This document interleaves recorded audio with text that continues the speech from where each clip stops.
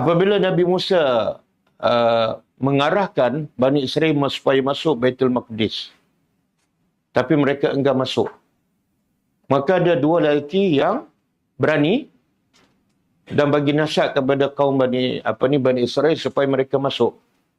Apa sifat dua lelaki ni yang Allah sebut? Qala rajulani, telah berkata dua lelaki, minal lazina, daripada orang yang yakhafuna, mereka yang takut pada Allah. Allah tak kata mereka dua lelaki ni fizikalnya kuat, tinggi. Tak. Allah kata sifat utama lelaki ni yakhafuna, takut pada Allah. Mana takut pada Allah adalah sifat utama. Lepas tu Allah kata an'amallahu alaihima. Allah memberi nikmat kepada kedua lelaki ni. Nikmat apa ni? Nikmat apa? Hasil daripada dia takut pada Allah, Allah bagi nikmat sentiasa taat. Sentiasa patuh kepada perintah Allah. Kalau dia tak takut pada Allah, dia akan langgar je perintah Allah. Jadi takut tu membawa kepada seseorang itu taat. Patuh kepada perintah Allah.